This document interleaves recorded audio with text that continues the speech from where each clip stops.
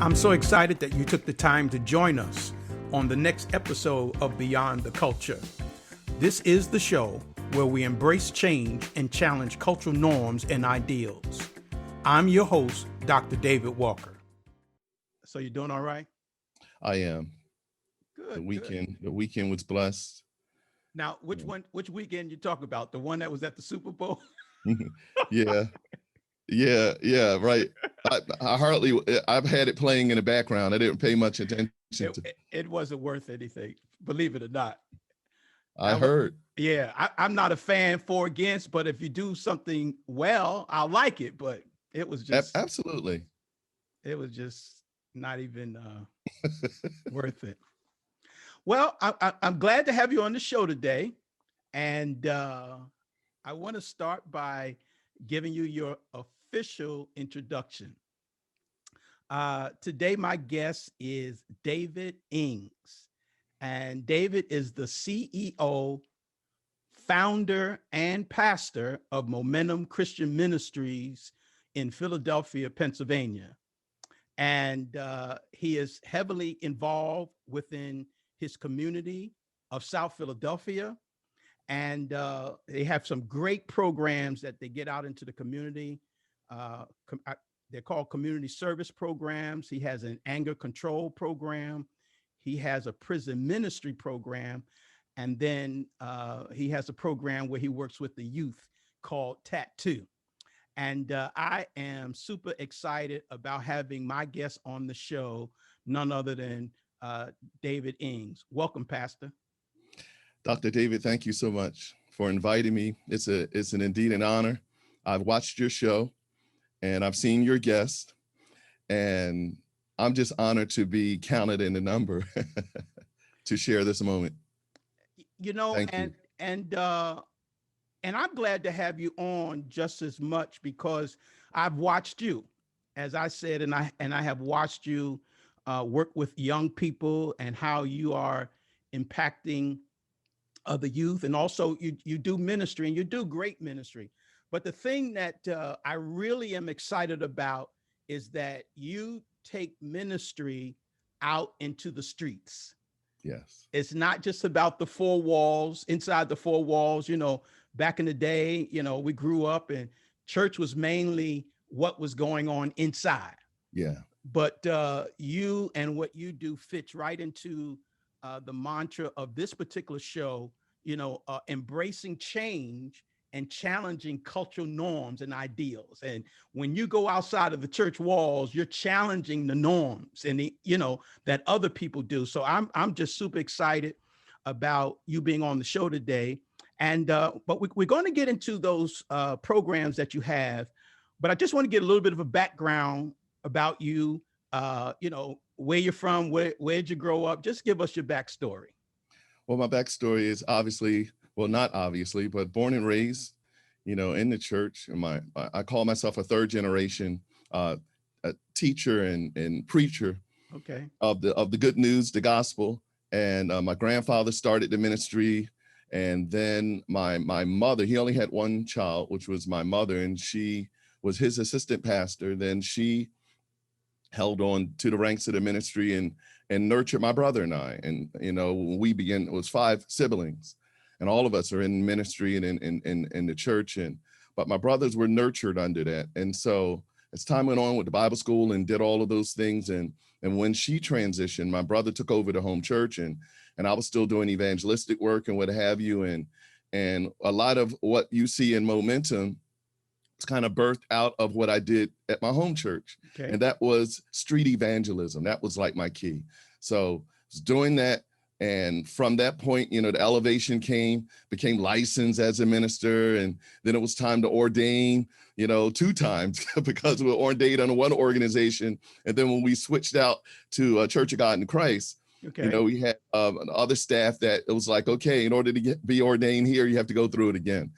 So that was a bit daunting, but I was up for the challenge. So I did that, and then later on, soon the call to instinctively to begin to shepherd and to share and take the message and to, into the streets, because I was always into the streets, I always viewed the prison ministry, as you mentioned, as an elevation for me, believe it or not, in ministry, because I was doing street ministry. I was on, people used to let me in their houses, and down in Mantua, down in that area, they called me the church man. So, and the little kids, I was a Sunday school superintendent. So I wore a lot of hats in my home church. And from that birth, a love for the youth, being a superintendent, having 5 classes operating in, and then bringing them all together. I used to drive throughout the neighborhood and pick up the kids. And then in the midst of all of that, when my mother was pastoring, I started a program called 3 out of 168, believe it or not. It was a church version of Tattoo. Okay. And it was like the 3 out of 168 hours of the week, 3 hours, I'm asking the young people, let's come together. And I would show videos and about Bible characters and whatnot, and have pizza. Imagine.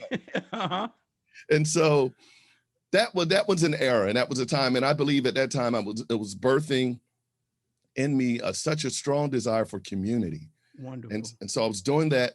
And as I said, as the elevation went on, I began to see Momentum Christian Ministry. It was a different name at first. I was like, Lord, what's it going to be?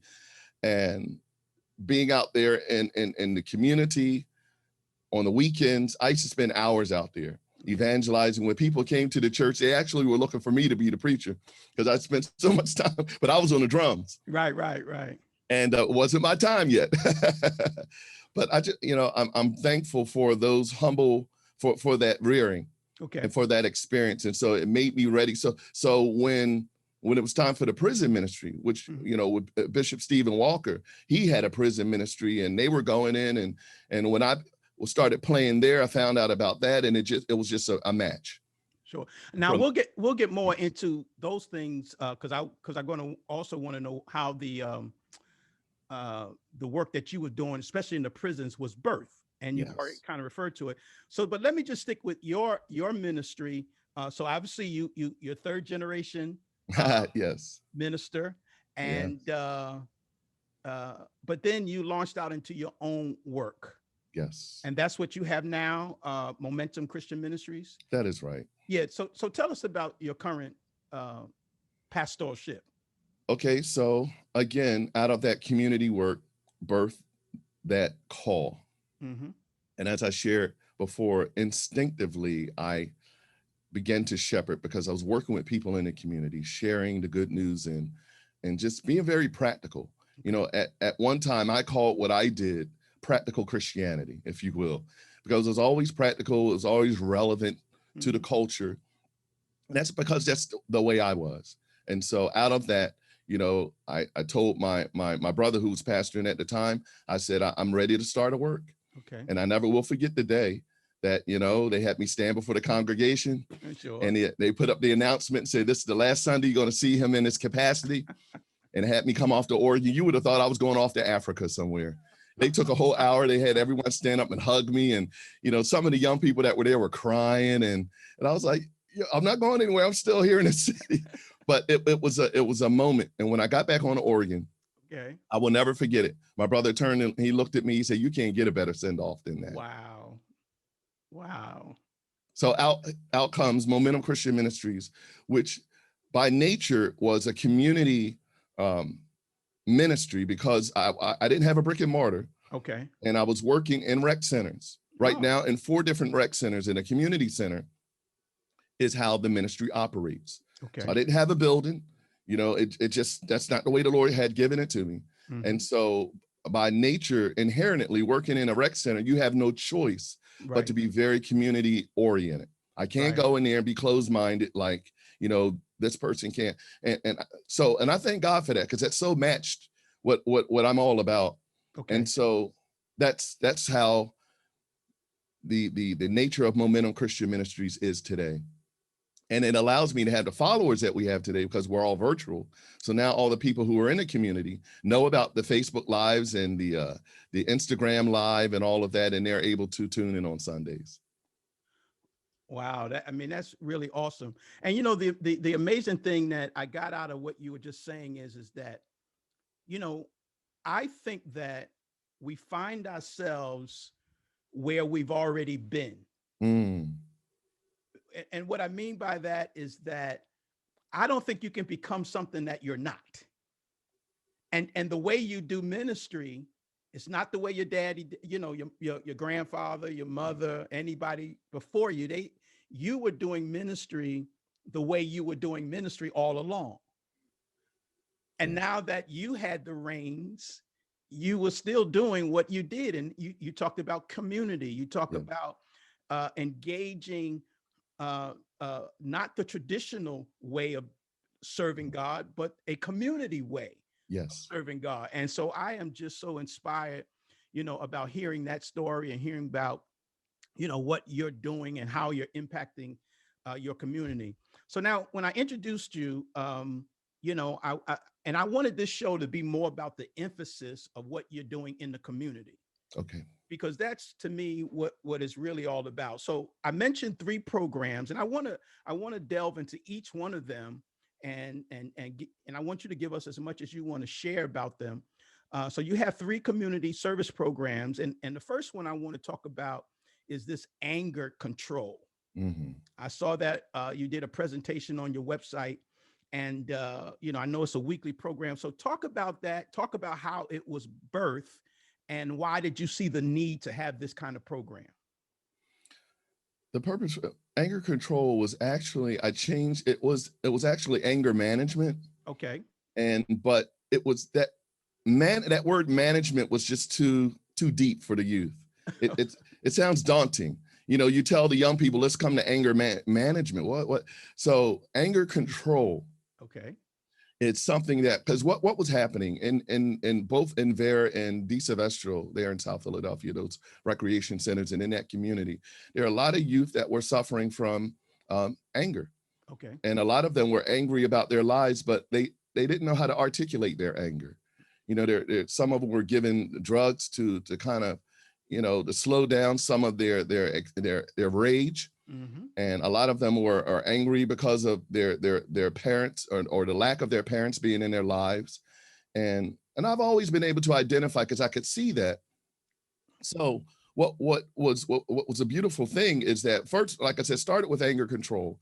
Mm-hmm. Where even from City Hall, the councilman's office, they had referred people to our anger management program. Okay. But it went over into the youth, where I say anger control, because I felt a need to help. Now, let me put a disclaimer out there. Usually I let the youth know, and the people who attend, that I'm by no means a clinical psychiatrist. Okay. And the anger control is designed to create a format where the youth can share, because many of them who did come had clinical psychiatrists. Okay. And they had to go, and they were on medicine, but they would share their stories with me, and it allowed me to listen. Mm-hmm.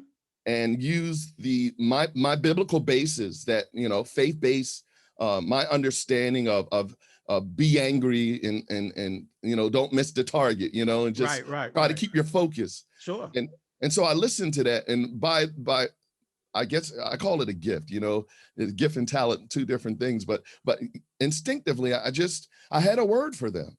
Okay. to encourage them to stay the course and to try to help walk them through some of their anger that they were dealing with. So that's how it got birthed. Okay. Seeing the anger and modifying the name to attract more young people. They like anger control better than anger management. So describe, describe a session, describe what you would do, the process of it in a given night. How would you work with them? Well, the way I would work, there was actually, I adopted a program. It was in the UK, actually. I forget the name of it, but there was a clinical psychiatrist that they have a program, and they had, PDFs and whatnot. I took some time to study, the formal format of how to address anger. Mm-hmm. and anger control, and what triggers are and what have you. And so I had an outline. And what I did, I put together a whole outline based on that study. And I would use that, I kind of modified some of the outline to be more biblical based or what have you. But it was the same goal, to try to help people to understand something as simple as feelings are not facts. That's one of the things I would always share with them when I would walk them, because, just because you feel a certain way doesn't mean it's true. Gotcha. And so but the way I would work with them, I would give them assignments. Okay. Based on the outline. And so, wish I had the outline in front of me now, but but based on the outline, we would walk it through I would ask them to attend at least 3 weeks Okay. of this program, so I can kind of help them see that anger is an emotion just like love. We all get angry. Sure. And so one of the things I would tell the young people and those who would be in attendance I never tell people don't be angry. Right. Don't be angry, because again, it's a feeling we all have. What I'm teaching you what to do is I'm encouraging you what you should do with that energy. Mm-hmm. It's like love. It's hard to tell somebody not to love when they have fallen in love with someone. I'm a father, so you think about my daughter. When somebody says that they love her, if she's in love, my goal is to help synthesize and help her. Right. How to handle, because you can't tell, don't love, you're going to. So the same with anger. Okay. So I take them through those outlines, give them assignments. And I usually have a whiteboard. I was standing up and I was drawing some things and based on the outline. Mm-hmm. And we would slow walk that and get some response back from them to make sure they understand, this clinical psychiatrist outline, basically. And that's really very common across the board when dealing with anger, like flight and fight, flight, and syndrome, and the sweating palms and things that would trigger you. As the other thing I was going to say is when I tell people don't never say that you made me mad, you made me angry. And I cause them to rethink that. So what do you mean by that? Basically, if you, from a psychological perspective, you're angry because the way you feel or perceive or feel about what I said.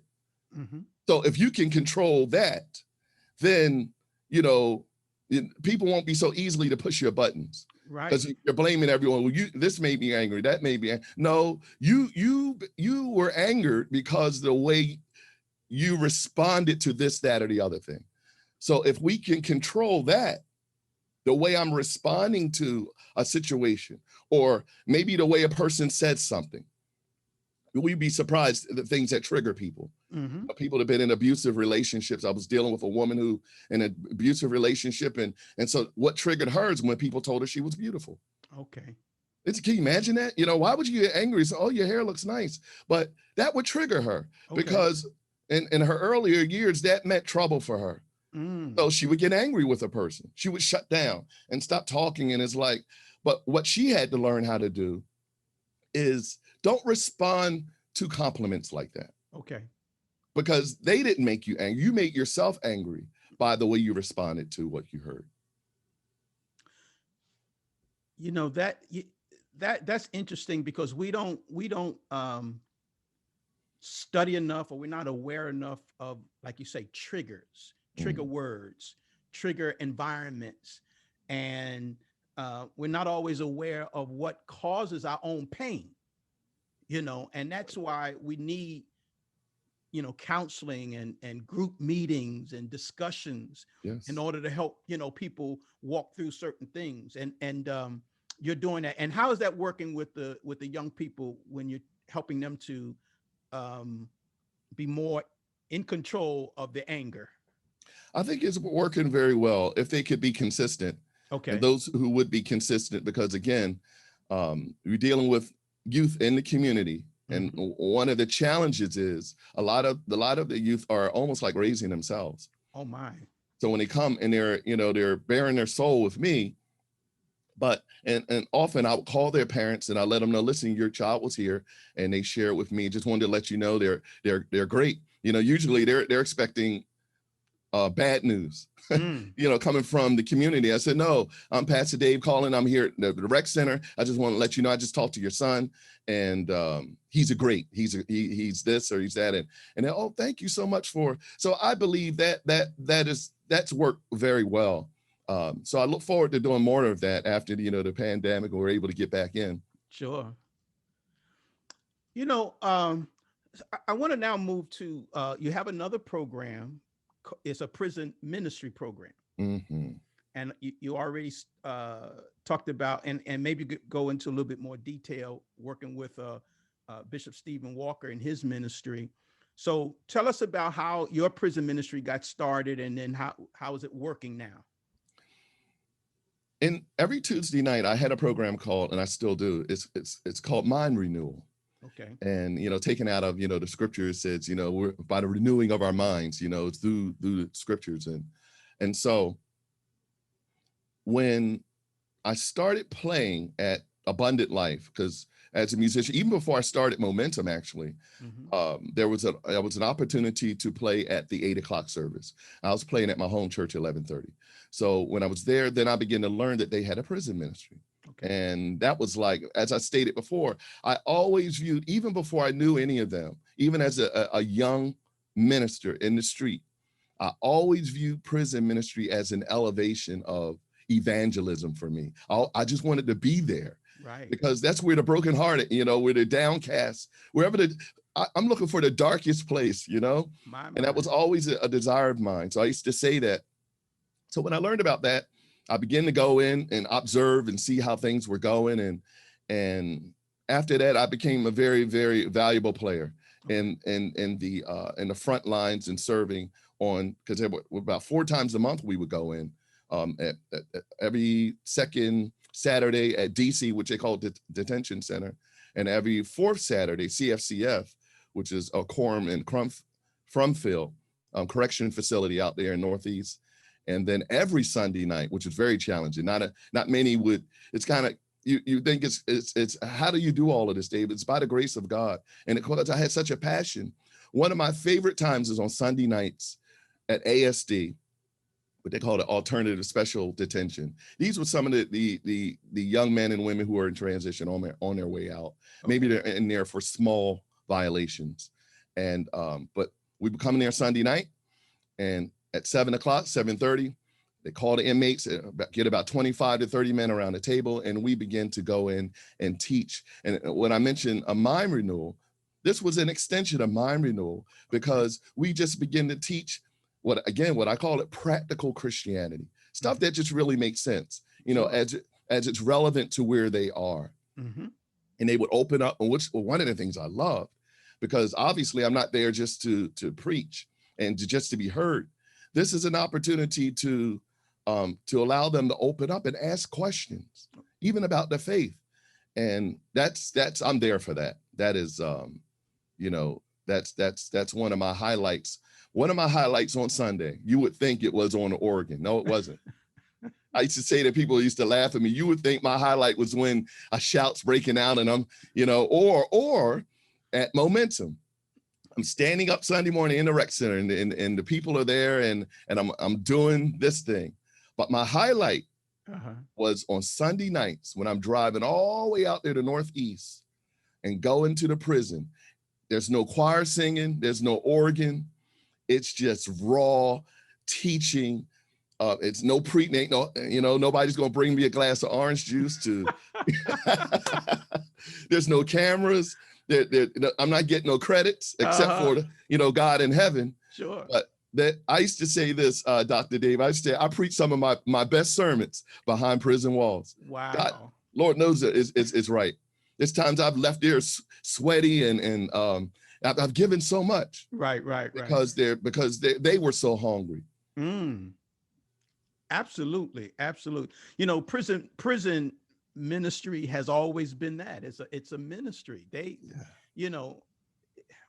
the church doesn't do its part, obviously conditions can be worse than what they are. Yeah. And thank God for people like you.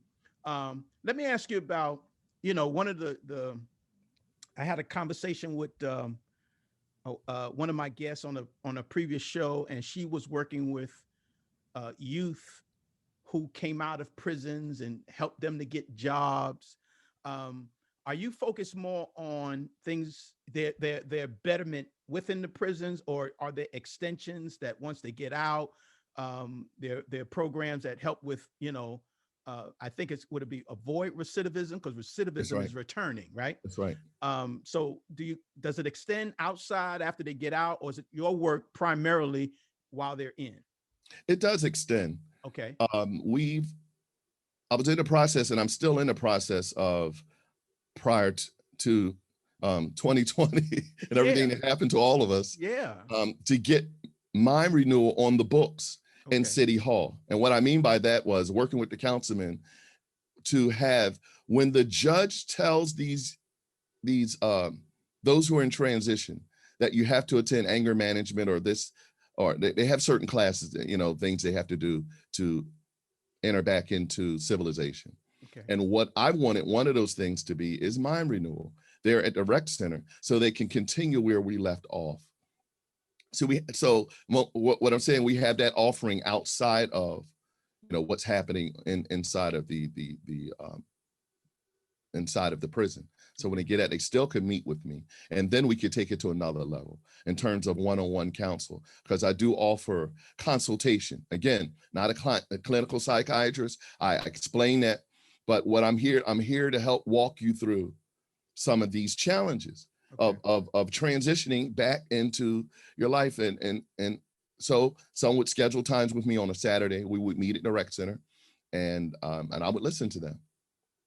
And then we would, some of that idea came from, there's a book by Jay Adams, you may know of, it's called Competent to Counsel. And it was something that Christian Stronghold, if you remember, there in West Philadelphia, that's a big old counseling, everybody was going there to get their certifications to counsel. And my mother, she went through that course.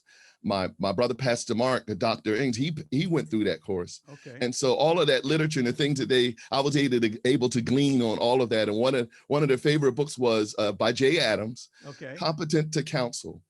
And that book just blew my mind on our innate ability as believers, especially if we're studied and we're sincere and open to the cause, that we are competent as believers, that is, to counsel. Paul would call it not the preacher, but Paul would call it the ministry of reconciliation. Right. I always say, if you really got it good, you can reconcile anything. Absolutely. Yeah. So it does extend out. I wish I had more resources, because what I do not have, we don't have housing. Okay. We don't have that, but we have resources. Although even on the website, I have a lot of the resources listed, because I use what's existing. Some things I don't have to recreate the wheel. If there's housing, there's other. So on our website is a one-stop shop. If they go there, you could see some of those resources listed, whether it's for housing or for financial assistance or what have you, as much as we could do from Momentum, even that. Now, the prison ministry, is that with primarily youth as well, or do you deal with adults too? Oh, these are adults. Oh, they are adults. Okay. Yeah. Okay. Young adults. Right. Into older adults yeah. Sure. Now you have a third program, and this is the one that I have seen, on the internet. You're working with the young kids, and in the gym at night. And one time I heard you tell y'all, take that pizza with you. I said, look at Dave doing working with the young people. So you have a program. It's called Tattoo. Yes. Now, this show is both video and audio. So to those who are watching us on video, behind you can see the acronym for Tattoo, what it stands for those of you who are listening through audio. Tell us what that acronym Tattoo stands for. Tell us about the program and how that got started. It stands for Tough Answers, Tough Topics, Often Overlooked. Okay. So I was always looking to, use it as an acronym. But before it was called that, one of the definition was the art of listening and the power of comprehension. Okay. So I got both of those definitions. And how that was birthed is when I first started coming into the rec centers and offering momentum and ways of engaging the youth and what have you. They had different events that I was invited to, and I was on the program to give the call to action in some programs when they were remembering some of the fallen youth who had died in South Philadelphia. And so they had all the parents in the gymnasium. And one of the things I noticed that the kids in the community were just so antsy. They did not know how to sit still. Okay. And the moderator was very frustrated with them. Before every speaker, he would get in the mic, yo, y'all sit down, fussing with these kids and their parents. Some of them, their parents are sitting right there. And I said, Lord, these young children, if you took them to the Merriam Theater to look at the Nutcracker, they would lose their mind. Sure. They don't have they're not exposed to the ability to sit still and just listen. So the art of, I begin to teach, before I called it tattoo, I said, I begin to teach that listening is an art form. That's a lesson in and of itself, because that's one of the first lessons I did with tattoo, which is the art of listening and the power of comprehension. And I would ask the young people, what's the difference between the two? Listening and comprehending. And obviously listening is what they're doing now. And they're listening to me, but to comprehend means you're picking up what I'm putting down, basically. Right. That's the way one young person said it to me. And I loved it. I never let it go. He said, it's mean we're picking up what you're putting down. I was like, oh, I like that. Exactly. I'm taking that. So, and again, instinctively, because I love the young people, it allowed me to, so what I began to do out of that was birth to try to teach some within the culture how to appreciate a lecture or something that, because obviously tattoo comprised, down there's interaction, but you got to listen to me, before you go to the pizza. Right. But I'm trying to teach them how to appreciate sitting still. So I had to gather all the youth off the playground, and I would have them come in the room. Usually, one time I had almost about 45 children from the community, all by myself. But by the grace of God, and I got to say it that way, because the gift, the ability to be as demonstrative as I can be, because I'm all over the place. It's hard to ignore me when I'm talking, because if the kids, some of them acting up back, so I'm going to walk back there where you are. And one time it was one young lady, she was the ringleader. She came in with her entourage of young girls. And she was a cute little girl. She came in, she was one of them pretty girls in the neighborhood. And everything she said was like, everyone was like, listen, but she was trying to get them to listen to me. Okay. She was like, y'all be quiet. And so, but nobody, it was one time it just got bad. I was getting hoarse and everything. So I'm trying to speak over that. I didn't have a microphone. So you know what I did? I called her up. Oh, wow. I had her stand up and she taught my lesson. What? I fed her the words. As I had the whiteboard up and the things that we were covering, whether it was about determination or community. One of the lessons I was teaching on cyberbullying 1, 2, and 3. And so I just gave her the bullet points. And as she began to speak, it got quiet in the room, because now everyone's listening to her. So that was just a strategy of, but listening is an art form. So I share some of the things that, how to stay awake. I remember reading Hillary Clinton's book. I would share that with Tough Choices, I believe. She said when she was serving as Secretary of State, that she had to drink so much coffee because she was in a lot of conferences, and she used to take her fingernails and press it in her palm. I was like, that's interesting. And what was she doing? These are things she did to stay awake so she can listen. So I began to share with the youth that when you're in school, you ever feel sleepy in a classroom or what have you? I said, well, these are some of the things you should do. Drink some water, or stand up. Sometimes, if you stand up against the wall, stop you from, because you need to get what you need from the teacher. So again, listening, art form, and the power of comprehension, which became tattoo. Because in there now, because the things I'm talking about are tough answers. There's some of the things, I say it like this. These are some of the things that maybe your grandparents or your mom or dad was trying to tell you, but you weren't listening to it. It was just going over your head. Right. They were speaking at you as opposed to you. To you. So here I come in the middle of your day. You're playing on the playground. I got pizza. And now I'm reinforcing.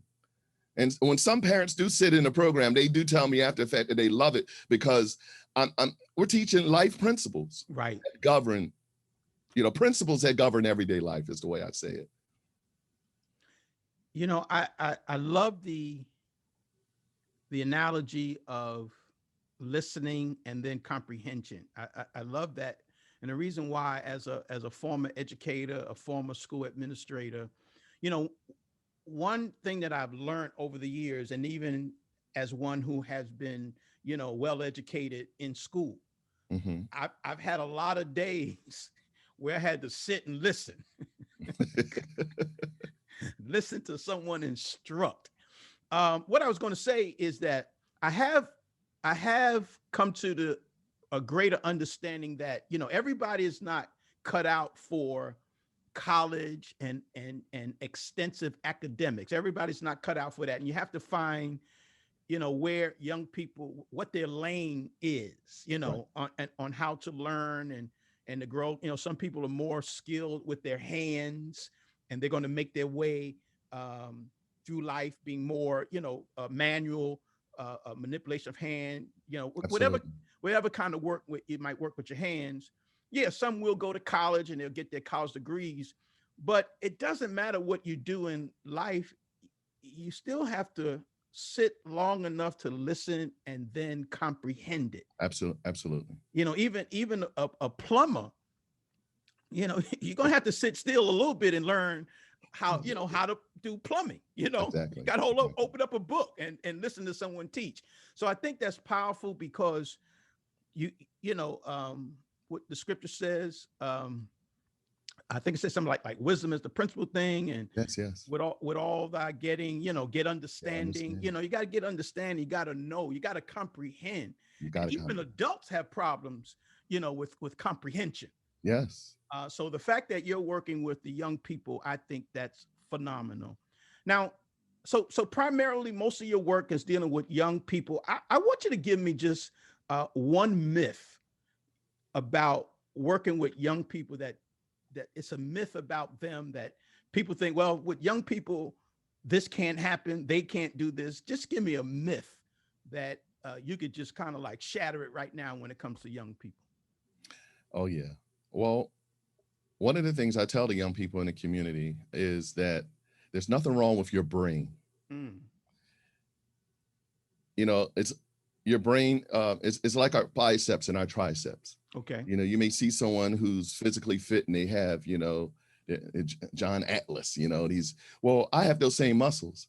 If I were to go through that same intense training, surely I could beef up. There's nothing wrong with my physique in that, obviously I have to go through some rigorous training to get to that, but there's nothing physically wrong with me. He Mhm. has the same molecular structure that I do. So when I talk about the brain, I said when it's nothing wrong with your ability to learn. It's just you learn different. Mm. And I shared it because I'm encouraging, because one of the things I'll often say in the community where I'm at, I say there's a wealth of ignorance. But I have a heart for the young people. You would be surprised some of the questions that I get Okay. from young people, things that it's like, you don't know this. And I'm like, Lord, I thank you. I'm here for this because somebody else would tease you, or someone else would consider you dumb or stupid because you don't know this or that or the other thing. But I'm never going to do that because Mhm. I'm on your side. Right. And so there's the one liner is there's nothing wrong with your brain. You just learn differently. And I Mm. would share my experience. Going to school and even in college, I was the type of person that I could not wait until I got home with my book.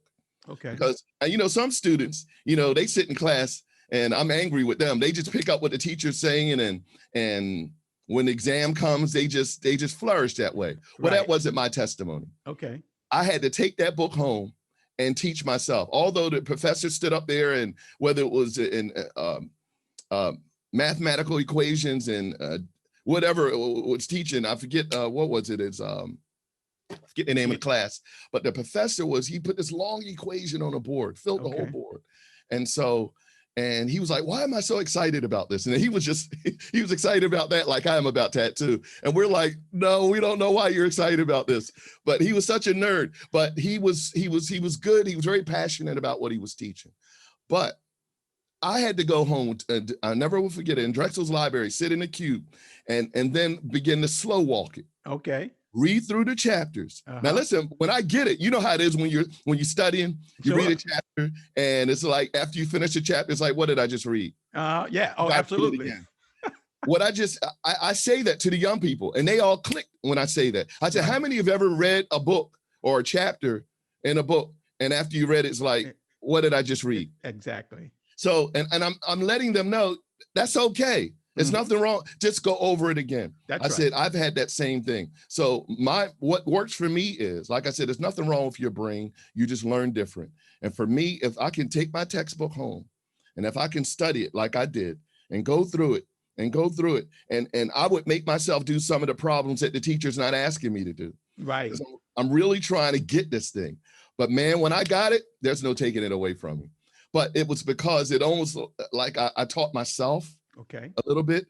And so that's one of those mantras that there's nothing wrong with your brain. You just learn differently. You just need to be encouraged to figure out which way that is for you to learn. And you need a coach, obviously, a perceptive overseer, someone who perceives greatness in you. Yes. Because some people, and that's the advantage we've had as a people, especially with me being in South Philly, where you have predominantly African Americans, and you would just easily look down on them because they have a hoodie on. Right. Well, that doesn't bother me. I remember one time it was in the snow, it was cold, it wasn't snowing yet, but it was a cold winter night, and I didn't think a lot of children would show up. But the organizer told me, you've got some kids here waiting for it. So I was already on my way to tattoo. There was about 5 young men, faithful, waiting to, but the way they were dressed, if you saw them, your perception probably would have been the same as mine. They all had hoodies on, and they looked like if you saw them walking down the street, you would think they were up to no good. They were waiting for the tattoo program. My. To hear my teaching, and of course to get some pizza, they're just going to get that. They really want that. But I would never forget telling one of the young men, I was using this same line of conversation to tell him that some people would look at you and think you were a thug. I said, that's not what I see. I said, I see a very intelligent young fella. And he was, even in articulation of his speech, he was engaged. When I would ask questions, he would respond. And I could perceive his mind, his wit in a moment. I could just see that this is there's a lot of potential here. So again, there's nothing wrong with your brain. There's nothing wrong. It's just that people will perceive you to be something that you are not. But I'm here to help, to guide. That's what part of tattoo is, to help these young people to know that, first of all, somebody loves you and somebody sees you as great as you really are. I'm not just trying to make you feel good. I'm giving you a real truth. You can be whoever you want to be. You just need to be on the right path. And you need a good prototype. Right. You got it. That's another one of my mantras is, and I shared this with you before, when Jesus said, let your light so shine. When people ever ask me as a pastor, why do you do all of that? Or, I'm letting my light shine. I think if I expose people to me, just see it, because I remember what was exposed to me as a young child and what made an indelible impression you'd be surprised. Some people would be surprised what was so impressive to me, the way the professor walked in the room. Right. Now I look at all of that stuff. I used to be a daydreamer. And now as an adult, I understand it fits. Okay. And in grade school, it was a problem because I'm admiring everything. Right. The teacher's teaching, I'm looking at the sun out the window, and I'm having a moment about the breeze that's coming through and what it's making me feel like is, and I don't know, I was a daydreamer. I really was. And I share these things with the children, and they can identify with that. And what I see it as, being a daydreamer, just it gave me a passion for the big picture. That's the best way I can say it. Today I can say it that way. Back then, I wouldn't know how to articulate what that was. But now I see the big picture. Okay. So when the young people leave those sessions, they feel empowered. They feel even as bad as they can be. I know some of them, one of the young boys, it was a young girl acting up. She wasn't even allowed in the rec center anymore. She tried to get in a fight with one of the people to work there, but she so wanted to come to tattoo. Okay. She was one of the bad girls out there. And I was inviting them, that she was like, well, I can't come in, they don't allow me. And I was like, so I talked to the moderator, and he let her come in. She sat right in front and was able to hear. So again, and I took the time, and it became about her a lot. You know, a lot of what I was talking about. I think I was teaching on determination. Okay. You know, you build it and make it last forever.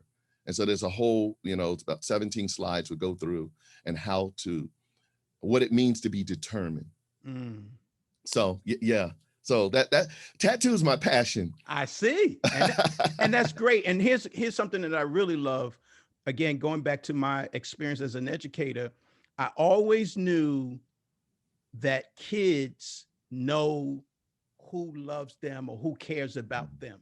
If they know you care, they will literally eat out the palm of your hands.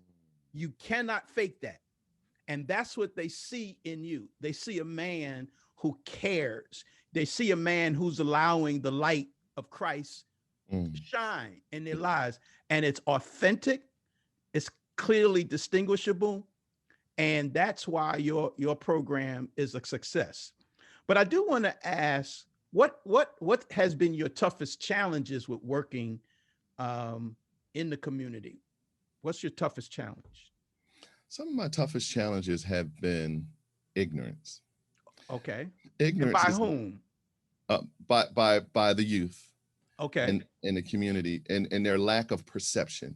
Okay. You know, we enjoy when people perceive the greatness in us, especially as preachers. So, Okay. oh my God, pastor, reverend, you know, they perceive, you know, that thou art a man of God. And so, and that's a good thing, you know, not especially if it's not going to your head, but perception helps. It helps me deliver who I am when you it's better way to say it, just so you appreciate who I am and what God has caused me to be. But one of the challenges have been it's the lack of that perception in the community. Okay. Because they don't know anything about that. They don't know, you know, the prophet's reward or to bring the man of God is. They don't know none of that. All they know is just the man is bringing some pizza, and just so happen if you sit in a session, then stuff starts to happen. Then you begin to hear stuff that you never heard before, and that's when the phenomenon begins. But outside of that, when I can't get them in there, that's one of the challenges, the ignorance. And sometimes one of the challenges is because often when parents aren't connected, the flightiness, because kids will drop you in a moment. Yes, they will. And that's something that God had to grace me to do, because without, and I have to call it what it is, without the supernatural grace and passion, the way I have it, a person in the natural, how much education you have and drive for it, a lot of this you wouldn't do. I've seen programs come into rec centers. You know, one woman had a cooking program, whatever, at the same time I was doing tattoo, and it's like, you know, the community, the rec center allowed it. But when she ran into the ignorance from the community, she stopped her program. Wow. We didn't see her no more. I was the only one that kept coming back for more. One young lady told me, I love this phrase, and I use it. I said, I've become dangerously consistent. Wow. That means I'm just going to keep coming. Now, right. you know where we get that from. Sure. That's just being faithful. That's right. And so I've learned to apply that. So I'm not there to be loved on by you. It's nice to have that, you know, that camaraderie. Right. And have that sense of, oh, so I laugh at some of the time. Some of the kids, they don't even say thank you for the, I knew it was going to happen. I'm sorry. That's okay. It changes. Some of the youth will sometimes they never say thank you. And again, I'm not looking for that, but It's interesting after you poured out so much and you give out the pizza and they just walk out of the room. Some of them will raise their hand and ask me, can I have some pizza? And they don't even want to hear what I got to say. So to answer your question, one of the greatest challenges really was two, and ignorance. Ignorance in that they, you know, when they don't perceive what's before them. Okay. And sometimes that hurts. I'm gonna be honest with you. When you know, first of all, I don't do this for a living. Some of the young people thought I worked for Parks and Recs. Okay. I don't. Right. You know, I have a full-time job. I'm a systems engineer. Okay. And I just could assume do all of that and never come and drive to the rec center. But here I'm there. And when when that's not appreciated, it is a challenge, especially like I said. And the other part of that, as I stated, I didn't finish that thought, was when children drop you. Mm-hmm. After I've loved on you, and I never forget, it was a group of boys, there's another group of boys, and they were faithful. Okay. And then one time I was having another and I asked one lady who's a dancer. She's really good. She works with the youth and whatnot. And I was going to have her do the tattoo. I was going to feature her. And I was telling the young boy, yes, I really want you guys to be here, because now it's not going to be just me. You know, I take all the bad. You can treat me bad, but if I invite somebody, you got guests. Right. I want y'all to be here for this. Right. Right. They were like, oh, we're not going to be able to come. They were standing right outside. And I'm like, well, I don't know. I was trying to encourage them to come on in and say, no. And they were giving me the cold shoulder. Wow. And I was like, this is so ignorant. But I have thick skin. Okay. And I've learned, one of the things I often say, another phrase that I coined, I've learned how not taking things personal is a work of art. Yes, it is. Yes, it is. My OMG. Yeah, exactly. Because the children, I got to remember, Dave, these are 13, 12, 14-year-olds. Right. They have absolutely no commitment to you. That's right. That's right. Some of their parents don't even know you. That's right. They were loving on you in a moment. It was a God moment. They were, it was flowing. It was good. And, but fat chance, sometimes they might not even come back. And I may see them right out there in the playground, but they're blowing me off because they're interested in the girls or want to get high or do something else. And that's been, but God heals me. Right, right. And I come back for more. Absolutely. Now here's a question for you. Who inspires you?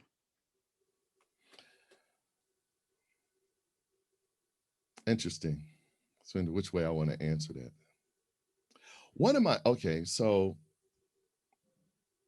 inspirations were, believe it or not, Barack Obama. Okay. Because in his book, what was it? The Audacity of Hope. Okay. One of the things that spearheaded, and I must admit, a lot of this community stuff I'm doing as a preacher, is that he began to talk about the inequality of resources in the community. If it would be, in other words, he was encouraging more community leaders. And in that list, he mentioned clergy. If they would only. And that was a trigger for me. When I read that, I was like, wait a minute. Because first of all, I was already doing that, but that just emboldened me even more. I was like, that is so true. Because I always felt like we got all of this Holy Ghost power and we got all of this, we dropping all of these nuggets on Sunday morning. These young people are never going to get that. So take it to the streets. So that was, that sparked something for me. Okay. In terms of, and then it may sound cliches, but I'll say it, Christ.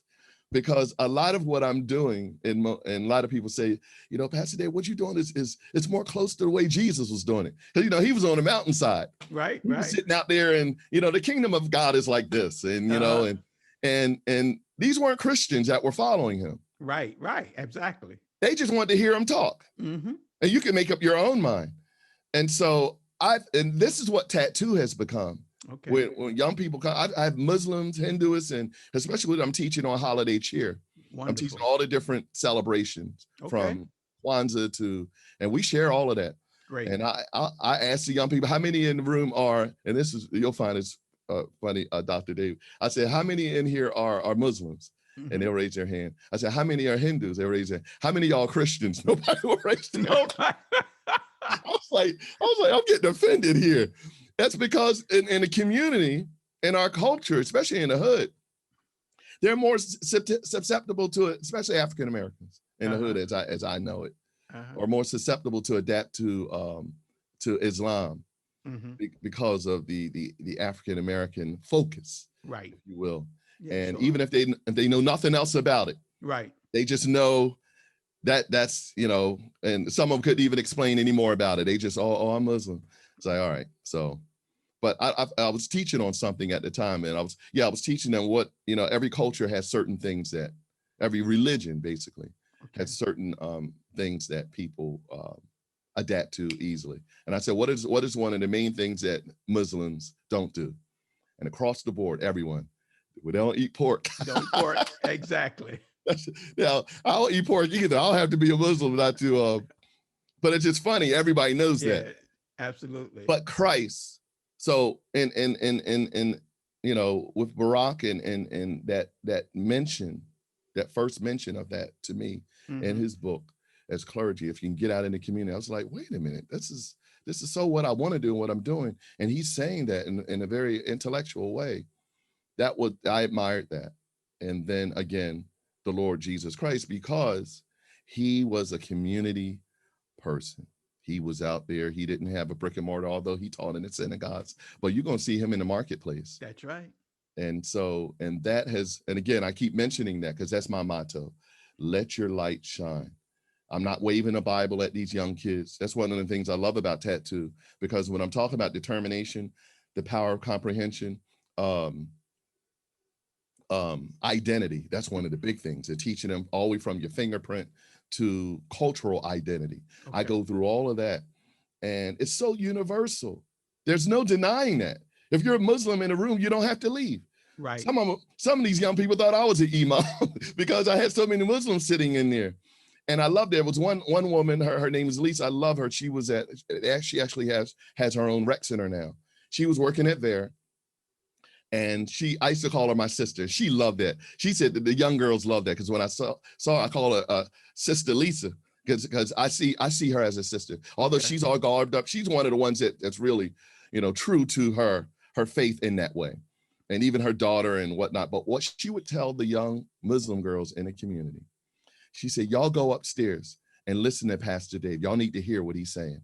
So if you see some of the pictures on the Tattoo Facebook page, you will see a group of these young girls sitting in there because they were encouraged by the Muslim community. Go listen to this man.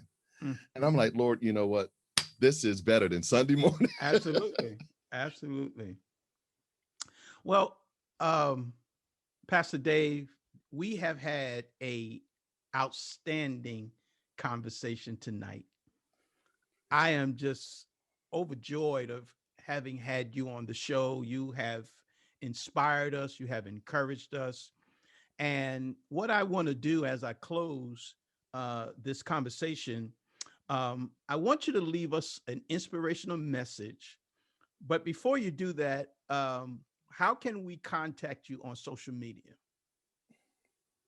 Okay, on social media, 3 areas. On our YouTube channel, you have Tattoo Momentum. So if you type that in, Tattoo Momentum, and that's where you get the live feed for Tattoo on the YouTube channel. And for the spiritual emphasis, there's Momentum South. No, I'm sorry, MCM South. MCM South, and you'll see the Sunday morning stuff like that. And then on Facebook, there's Facebook, www.facebook.com/MCM Tattoo. And then you'll go right to the tattoo page, as well as for Momentum. You got facebook.com/Momentum CM. And then one of the websites, I'll mention that because I'm very proud of this work, because we just erected 2. Tattoo used to be on the Momentum page, which is www.momentumcm.org. That's the whole portfolio of the ministry. But then we're breaking out. We have one page dedicated for Tattoo, which is entitled www.tattoo4life. The number 4, forlife.org. And you go there and you can see the whole plethora about Tattoo and the virtualization of what we're doing. Great. Now take us home with a message. The message. So beyond culture, and I love that you're doing this, because as stated before, I'm a fan of your show, and I've seen you interview, and because Beyond the Culture I love that title, because what we have to do is learn how to, especially as, I'll just say as a minister, because we're orators, right? Not everybody's an orator. Not everybody's comfortable standing in front of people talking. So and particularly as an orator and as a minister and as a pastor, we have to be beyond the cult. We have to be able to be relevant. That's one of my key words. To be relevant with the community, if we're really going to be helpful. Not so much to save the ministry. Mm-hmm. It's just that if you have a calling, you're not going to be happy if you're not relevant. That's right. And I always said, I don't want to be, I want to be a help, not a hindrance. And so if I'm going to be in a community, I don't want to hinder people from getting these good things. And so how do you do it? You gotta study like an anthropologist. Before I even started the ministry in South Philly, I would sit there. And if I want to go to Starbucks, I would go to Starbucks in South Philly. Why? Because I wanted to breathe. I wanted to feel the air and see the streets of South Philly. I wasn't born and raised in South Philly. Okay. But I'm very much acclimated with it now because I'm there. So if I were to give a message, I would encourage each and every one who, especially as men of the cloth, if you feel like you have a passion to speak, really think about what Jesus was doing. He said he loved the world. God so loved the world. So, and there's a world out there and I believe with the calling that we have, if we're truly called and have a passion to reach out and become relevant, especially as it relates to voting, economics. I just did last week. The tattoo I did last Wednesday was on how to live through a pandemic. Imagine that, because we all hear the arguments. One half of America feels this way and the other feels this way. It's like, so what do you do? And instinctively I said, Lord, you know what? This 21st century doesn't know how to live through a pandemic. I mean, in the 1800s, they didn't really know either. But after you do the studies over the 20 some odd more pandemics that we've ever had to live through, it's a reality and you have to adjust. You got to wear a mask. You got to do this. You got to do. So as again, the message is to be relevant. I saw a grand opportunity to do a whole presentation, and I'm not even done. I just started that one because we're going to go into, more of the pandemic and what it means to, what's the phrase? I can't think of it now. It's like cross-pollination, but it's something else. To kind of to deaden the virus, with those who are vaccinated as opposed to those who aren't, and it kind of the equation, the ability of, and I can't, and I'm gonna remember the phrase after I'm done, but it's a very common phrase. But we want to see that happen. I'm going to be teaching on that as well as voting. So I did a whole website with that as well. Okay. It's called Voted for Change, and because a part of the election, Dr. Dave, one of my passions. And again, I'm answering this question by saying that outside of the box, I felt a call. Yes, I'm a preacher and whatnot, but guess what I was doing? I had flyers for the website Voted for Change, and it was all education about the electorate. Okay. And how important it is to vote. I wasn't out there, asking people, and are you saved? Or I was just out there educating the community. I want to be a help. Yeah, still community. You were still doing community. Yes. And that is your life. And I am truly appreciative of it. And I'm appreciative of you. And I am thankful that you were on our show today. And thank you for having me. Yeah. And so I just want to say, as I say to all my guests, Pastor Dave, you have gone beyond the culture. And I thank you for being on the show. Thank you for having me. All right, you take care. Now, if you want to continue to hear inspiring interviews like the one you heard today, I want you to subscribe to this podcast on iTunes. Also, rate the show and please leave a comment. I would also love it if you would share this podcast with your friends to let them know that we're on. Finally, please go to our website at www.beyondtheculturepodcast.com, or you can email me at beyondtheculturepodcast@gmail.com. On the website, you can subscribe to the show and connect with me by leaving your email address. I'd love to hear from you. This is your host, Dr. David Walker, and we'll talk again on Beyond the Culture. Take care.